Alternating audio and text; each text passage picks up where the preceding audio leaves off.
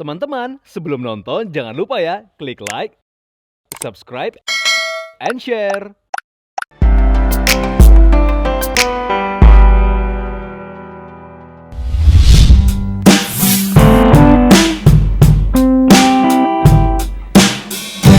Viewers, ujian Farid dan Desi tak cukup sampai di situ saja. Pasangan ini kembali mengalami musibah lantaran toko servis handphone milik Farid di Taman Puring ludes terbakar di Lalap si Jogomera.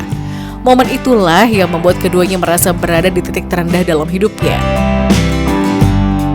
Pada saat itu adalah titik terendah kami, karena kebetulan Taman Ria kan mulai demo apalah efek daripada demo segala macam gitu kan, dari mulai rame sampai akhirnya menurun dan itu pun kan juga mempengaruhi kehidupan rumah tangga kita gitu loh, dari segi ekonomi ya yang pastinya.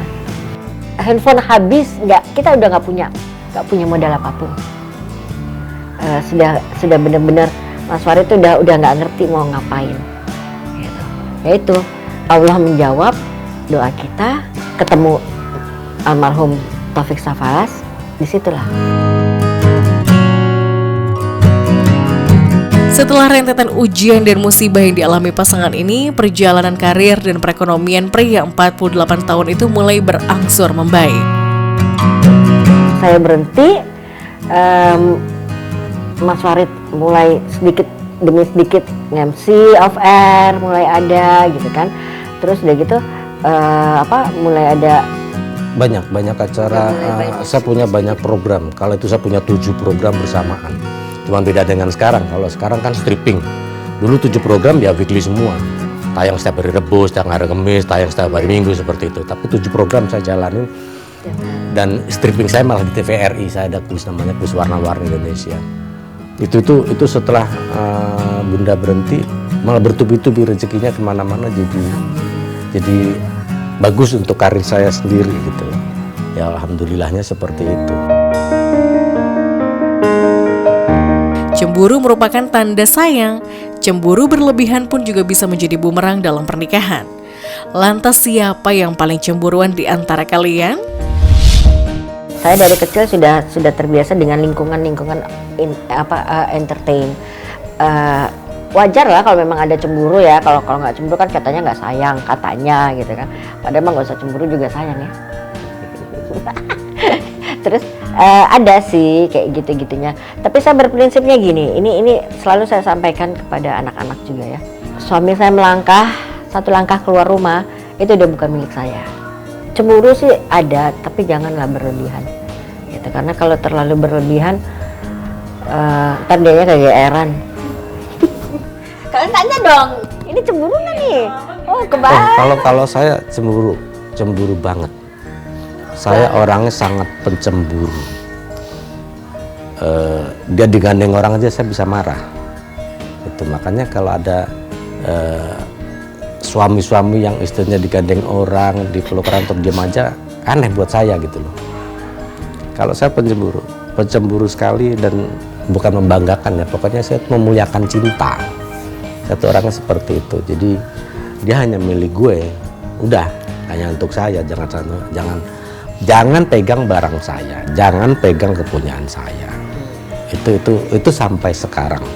Sampai sekarang cemburu saya orangnya pencemburu sejati. Meski memiliki rasa cemburu yang berlebihan, nyatanya Farid bukanlah tipikal suami yang romantis. Hal itu sempat diutarakan oleh sang istri bahwa dirinya ingin merasakan mendapat surprise romantis dari suami tercinta. Dia menunjukkan rasa sayangnya tuh beda, nggak kayak orang-orang yang dia tahu saya gitu. Daripada ntar dibeliin terus salah gitu kan, biasalah perempuan kan suka gitu. Tapi kan adalah sekali-sekali ya kepingin gitu dibeliin gitu.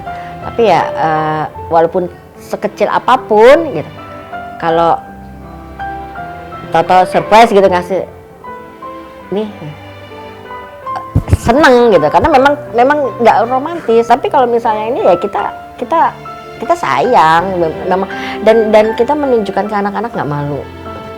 Sampai detik ini kalau saya nggak pamit atau dia nggak pamit itu ada sesuatu yang hilang.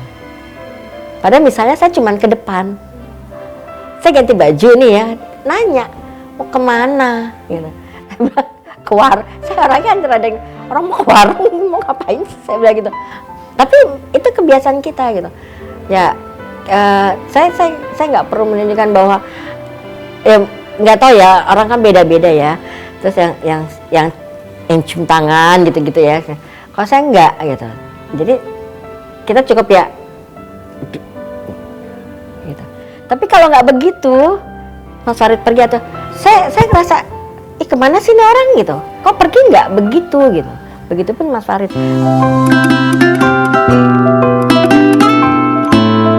Puluhan tahun bersama, adakah yang berubah dari sifat maupun karakter masing-masing? Kalau saya ya, namanya saya menikah dengan anak tunggal. Dulu nggak begini. Istri saya kenal sama dia pertama kali itu antingnya 4 di sini, antingnya 4, roknya mah pendek di atas paha, di atas lutut gitu. Di atas paha. Kalau misalnya di bawah lutut robekannya sampai ke sini. Itu seperti itu awal-awalnya. Dan saya happy, nggak masalah, saya suka. Terus kemudian perjalannya waktu, namanya anak tunggal itu egonya tinggi sekali. Dan saya anak bungsu, mau bungsu nggak jadi, saya masih punya adik. Mensinkronkan itu perlu waktu. Ya, saya punya kesabaran. Jadi ya sudah, saya sambil berjalannya waktu, akhirnya anak saya SD ya, baru istri saya berubah karena anak saya sekolah di sekolah yang Islam banget, dan secara tidak langsung itu memberikan edukasi untuk istri saya bahwa seperti apa sebaiknya seorang wanita. Saya tidak pernah menggurui, walaupun itu wajib ya, tapi saya menjaga perasaan dia. Akhirnya berubah dengan sendirinya, pelan-pelan berubah. Dulu yang ego jadi sabar, terus apapun kita kembalikan kepada yang di atas, tidak ada tuntutan ini, tidak ada tuntutan itu, kita jalanin saja, kita syukurin saja. Mengalami ujian finansial, nyatanya tak hanya dialami Farid saat meniti karir. Di tahun 2020 lalu pun, tepatnya saat pandemi COVID-19 mulai mewabah hingga ke negeri ini, Farid pun merasakan imbasnya. Bertubi-tubi ya, saya itu bertubi-tubi mendapatkan musibah, ujian yang nggak ngerti ya. Kan dari saya duo, terus kemudian duo saya ada masalah hukum, otomatis saya sendiri, tapi publik tahunya duo, sehingga saya lost job sama sekali, tidak ada pekerjaan selama duo saya masih di dalam masalah hukum itu. Terus kemudian masuklah pandemi, lebih ngedrop lagi saya ngedrop lagi. Di sela-sela pandemi itu kan saya promo bahwa sekarang saya solo, tetap nggak mempan karena sudah ada pandemi. Pandemi selesai, duo saya sudah selesai menjalani masa hukumannya, ternyata emang kami tidak bisa bersama. Orang berharap kalian duo lagi, ternyata nggak bisa. Itu bertubi-tubi. Saya pernah merasakan susah, jadi untuk tidak mengulang, tidak seperti itu ya nggak masalah. Menurut saya sudahlah. Makanya dia bilang rezeki sudah ada yang ngatur. Kalau kita mau mati-matian, tapi emang kalau belum rezekinya nggak bakal dapet, nggak bakal ada. Tapi kalau udah rezeki kita, istilahnya kita nggak ngapa-ngapain juga rezeki datang. Kita juga pernah di titik yang bahkan sampai mau beli nugget aja nggak bisa. Itu kita pernah. Jadi orang mungkin ngelihatnya happy gitu, karena saya nggak mau menjual itu gitu. Tapi saya hanya bilang, saya ngomong sama anak-anak, alhamdulillah anak-anak kita didik untuk jangan lepas doa. Saya bilang doa terus, sholat, karena rezeki itu dari situ. Saya bilang bukan bunda yang ngasih ya, saya bilang bukan ayah yang ngasih, tapi ada aja. Alhamdulillah ya, kita nggak tahu apakah mungkin dulunya kita berbuat apa terus Allah membalasnya sekarang atau apa, kita nggak pernah tahu. Makanya sekarang saya selalu bilang berbuat baik, terus itu aja.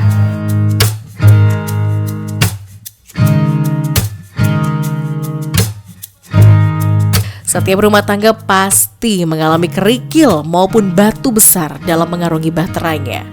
Lalu seperti apa keduanya menyikapi segala permasalahan yang menerpa pernikahan mereka? Kalau nggak itu namanya nggak hidup, kalau nggak ada kerikil-kerikil dalam rumah tangga.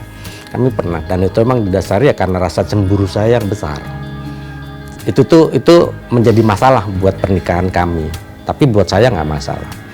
Karena cemburu saya besar, dan kita bisa sampai 22 tahun karena kami menahan ego masing-masing. Ego masing-masing itu proses, dan di saat masalah itu datang, jangan emosi, jangan egois, redam dulu, baru cari solusinya apa, masalahnya apa, selesai. Kecil saya sehari selesai. Saya biasa menyelesaikan lewat SMS biasanya. Kalau ngomong begini kan biasanya emosi. Kamu nggak bisa nih, apalagi anak tunggal. Saya bisa menyelesaikan lewat SMS kala itu. Begini, saya nggak mau gini. Selesai kala itu. Kerikil besar, batu besar, kami selesaikan itu agak lama. Waktu itu kita butuh waktu sekitar hampir seminggu. Menenangkan diri masing-masing. Jujur, kita nggak ngobrol, seminggu nggak ngobrol. Tapi untuk menenangkan diri, ke arah mana sih kehidupan ini? Kita mau kemana nih? Anak sudah ada 2. Mau kemana ini? Ada masalah. Semua rumah tangga ada masalah. Kita jangan menguatkan ego masing-masing. Ya sudah, kita saling memaafkan. Kita lepas ego, selesai. Kita jalanin hidup lagi. Demi kita berdua dan demi anak-anak. Dan alhamdulillah.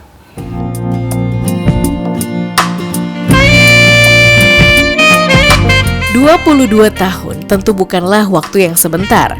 Lantas seperti apa pasangan yang baru saja merayakan anniversary-nya di tanggal 31 Agustus lalu itu memaknai kebersamaan mereka satu sama lain?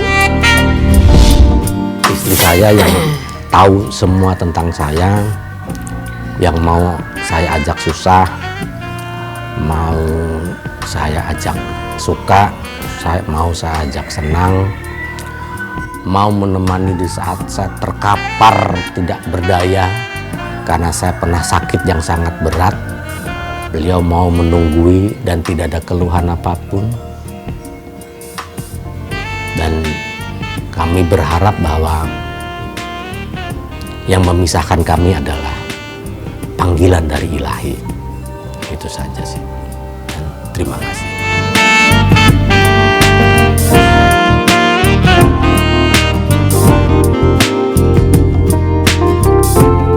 Kasih, udah sayang, menjaga aku, udah menjadi imam yang baik, menjadi suami yang baik, menjadi ayah yang baik untuk anak-anak. Pokoknya kita selalu bersama, saling support ya. Oke.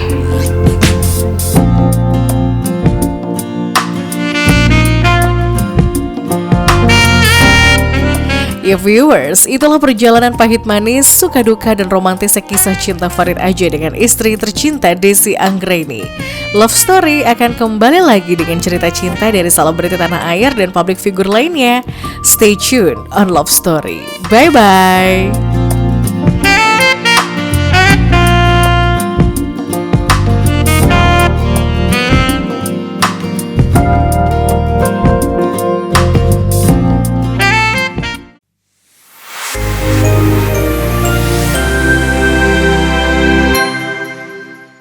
Jangan lupa ya, klik like, subscribe, and share.